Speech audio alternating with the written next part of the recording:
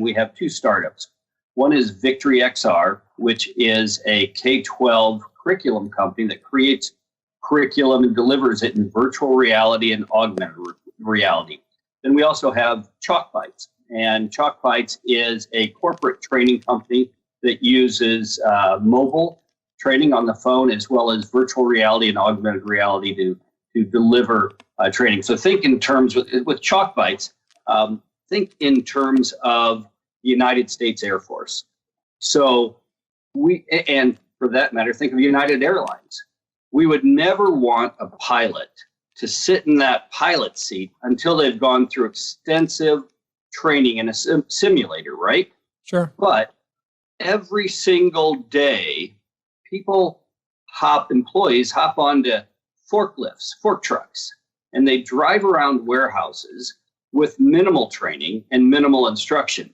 And and because of that, there are, and this is shocking, but there are 99,000 injuries in the United States each year. 36,000 of those are serious injuries, and 80 people die every year in the United States from forklift accidents. Wow, who would think that?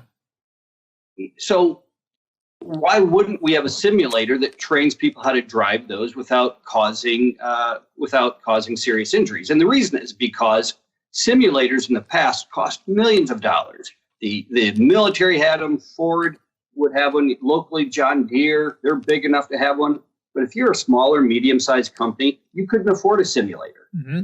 Today, with the advancements that we have in virtual reality and the hardware, we can create simulators that are better than the simulators that people spent or companies spent $1 million on. Sure. 15 to 20 years ago. And so if you think about that, we can train employees how to drive fork trucks, how to drive paving equipment, how to use a fire extinguisher on a workplace kitchen fire. All of these things can be done now through simulators. So that's the first part of what we're doing. And maybe I'm going on too long. No, this is awesome. And you, as you know, I'm a pretty transparent guy. I'm invested in this business with you. I trust you, and I know you are a person I'd always invest in as a friend and a leader. And I'm excited as heck about it, because in our industry, Steve, we're gonna check this out. But here's my thought. When I learned about this a couple of years ago, that you're really diving into this and all that, I said, man, hiring young people in our industry is not easy. People think that, boy, paving, concrete, asphalt, all the stuff we do, roofing and doors and all things we do, they're dirty jobs, man, and they're tough, dirty jobs. Well, nowadays, if we invest in the right technology, they're not that dirty, they're not that tough, they're kind of cool. A lot of cool things that go on in our industry that make us different through technology that young people would love, but they just don't really understand the fun part of it, or maybe they don't understand that they might have a passion for it, right? So I see this as an opportunity for me to invest in this, to build the program so that we can go out, hire young people, they can play on this game, right, and gamify their learning experience when it comes to safety first in our industry, which is very important. Much like the forklift industry, many people die in our industry. So it's the safety aspect first, then it's productivity and quality control, and all these things I'm confident can be learned in a gamified environment, right? Where a young person takes the stuff home, they learn from playing this game, and then they go in the field and they're 80% of the way there. How beautiful is that, when it takes normally, in many cases, a year to train somebody to do what we do really well in the field. So I'm excited about it. I'm really excited to also tell you about scenario training. So don't let me forget that. But before I leave the simulator, so in VR we can do simulator training and scenario training. So the simulator we are building has eye tracking in it, which means that in the simulator, we will have certain warning signs. We're going to have people walking behind the equipment. We're going to have valuable pieces of property. And what we want to know is, not only do they navigate it, not only do they drive through it well, not only do they pick up the pallet or whatever the case might be, but does their eye adequately look around, see the warning signs, see the people even in places that they might not expect them to be. So we will have a score when they're done that says, okay, you saw 92% of the objects that you need to be looking at. That's a fail. You don't pass until you see 100%. Wow. Because you can't fail to see a person when you're driving a fork truck. That's when people die. So this equipment not only allows you to kinesthetically manipulate your environment, but it actually measures what you look at while you are in the simulator. And this will change the world. What you and I, what Chalk Bites is working on is workplace training that will save lives, reduce accidents, reduce property damage, and therefore reduce the cost of business, which ultimately, as we know, in a free market, gets passed on to consumers. Absolutely. So, these are the things. When I was in the legislature, we spent a lot of time discussing and voting on more regulations on workplace safety. So that's great. We want to have, safe workplaces. But at the end of the day, you can tell a business, okay, you're going to be fined $1 million for this type of an accident in your workplace. But that doesn't provide them the tools to actually achieve that. Sure. What we're doing in Chalk Bites provides those tools. That's what I'm extremely excited about. But the other piece, and no one knows this yet, but we are working on, we just reached an agreement to do scenario training for child abuse. So think about who comes out of a college, right? So you've got somebody, a young person, they're 18, they go to college, they come out with a social work degree at age 22, right? Now, in every state in the United States, we obviously have child abuse issues. And so what all of those states do is they set up home visits. So you have this new person that's now working with the Department of Human Services, Department of Child and Family Services, and they have to do a home visit. Well, what happens in our state, and if it happens here, it must happen everywhere. These employees, they miss signs. First time, maybe they've walked in a few times, maybe they've just gotten, they've done it so many times they're not seeing things anymore. But they miss telltale signs of child abuse. And so what the Child Abuse Council reached out to us and said, we need to create scenario training.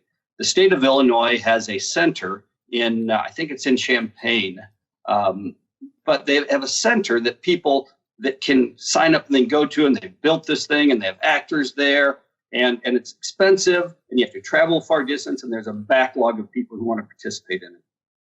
So it's difficult to get that training, and it's just for the state of Illinois. What if we built that same type of facility inside a virtual reality environment, and everybody's in this environment together in a live, real action time? So now we have actors. So let me ask you this, Steve, to interrupt you. What would the equipment be? Would it be the headset? Would it be glasses? Would it be a room designed for this? Explain to us what that looks like. Sure. Let's say that in your community, you have a child and family services office and people who need to do this.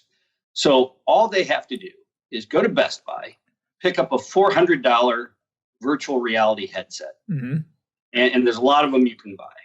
And then they log into our platform from their office, as long as they have a Wi-Fi connection. And now they're standing outside the home. Wow. Inside that home are live actors who are going to create a scenario. So they don't have to leave their office. They can do this from anywhere in the United States. They walk in that door, and now they have to do a home visit. Wow. How cool is that? The home visit's going to change different scenarios, and they're going to be judged or graded or provide feedback on how they react to that. So this is something, Gary, that we can really make an impact for children, and we can make an impact in workplaces. And so we're right at the cusp of something very, very big, and I'm just excited to watch it you fold out in front of us. How cool is that, right? I mean, our goal in our lives as we get a little older eventually turns into, hey, what are we going to do to make the world a better place? And how cool is it to be able to be part of in leading a business that might change the world in a better way? And you can look back someday and say, look at what we did. How cool is that? Did we save one life or 1,000 or 1,000,000? Whatever. It's a big adding value to the world that we helped create. So how awesome is that to be part of that? Now, Steve, what I think about when I think about that, I think of two things. You know, our foundation, Cheryl and I, Cheryl has been behind this stuff in a big way the last 20 years. Cheryl and a group of a couple women started CASA of McHenry County. So CASA, you know about the CASA? CASA it's court-appointed special advocates, and it's nonprofit, and it's all funded almost not all, but mostly by private industry, by people like our foundation and others. And then it's so inexpensive to run because the people that raise their hand to be part of CASA agree to be trained and how to be social workers. They're stay-at-home moms that now the kids are off. They're retired people. They're 50, 55, 60, 70-year-old person that's not doing much and really wants to give back. So CASA started probably 15 years ago. Cheryl and this group of mostly women started this thing, and it now serves 400 or 500 kids a year in McHenry County, a market that our social services from the government was not serving very well. You know, not a lot of fault to those individuals because they had one person would have 30, 40, 50 cases they have to work on a year at least, right? Now CASA, they only have one case, maybe two a year that these people will work on depending on their time, but they have to be trained, and the training is intensive. And when they're all done, they have to go through background checks and everything else. And these are great people giving their time, and they're not perfect, right? But they have to go through this training. What does it cost to train them? That's probably the biggest investment for the investors in this, right? So if you can take that and condense the amount of time and money and energy it takes and train them better, how awesome is that?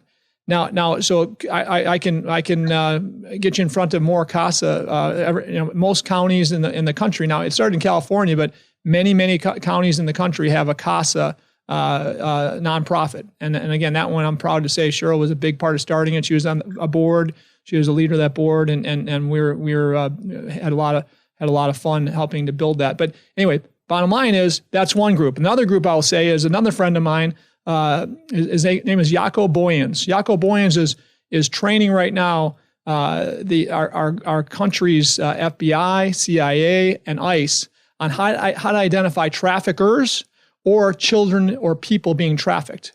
So at a bus stop, a train station, this person is like world renowned in how he trains. So you can identify very fast within a minute, right? With high odds that this is a person or a kid that's being trafficked or trafficking, right? Questions to ask, profiling, all the things you got to kind of do to get that figured out, right? But Jaco is a leader in the space, but I guarantee you he doesn't do it the way you're talking about. He has to take groups of people, CIA, whatever, 20, 30 at a time, and he sets up training for them, right?